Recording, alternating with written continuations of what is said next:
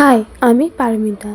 সকাল সকাল ঘুম থেকে উঠে ব্রাশ করে নিলাম, তারপর একটু জল টিফিন খেয়ে নিলাম। তো সকালে যা প্রতিদিনই কাজ থাকে, তো সেগুলোই সেরে নিলাম। প্রথমে বিছানাটা গুছিয়ে নিলাম, তারপর ঘরটা ঝাঁটিয়ে নিয়ে ঘরটা মুছে নিলাম।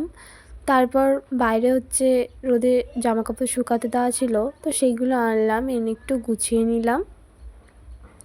গুছিয়ে নেওয়ার পর আমি যেহেতু সকালে ভাত খাই, তো সকালে একটু লোটে মাছের ঝাল করেছিলাম, তো সেটা দিয়ে ভাত খেয়ে নিলাম।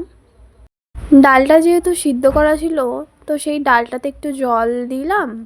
তারপর কড়াতে একটু পেঁয়াজ, টমেটো, কাঁচা লঙ্কা, ধনেপাতা দিয়ে একটু সাঁতাল দিয়ে নিলাম।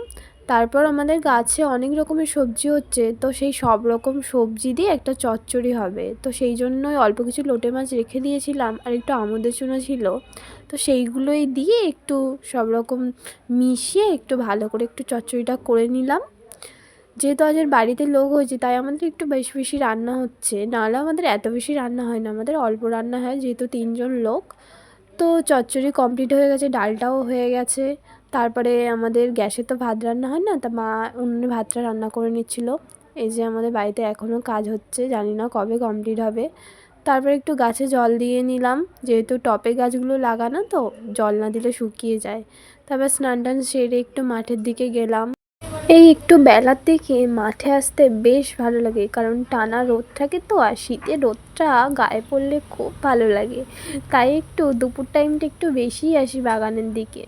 আর বিকেলের দিকে সবসময় আসা হয় না, কারণ ঘুম থেকে উঠতে উঠতেই সন্ধে হয়ে যায়। তো সেই মতো বাগানে এসে একটু বসে আছি, রোদ পোয়াচ্ছি, বেশ হাওয়াও হচ্ছিল। আগের বছর এইরকম টাইমে আমাদের বাগানে প্রচুর সূর্যমুখী, তারপর সর্ষে ফুল এইসব লাগানো হয়েছিল, আর অনেক ভুট্টা গাছও দিয়েছিল।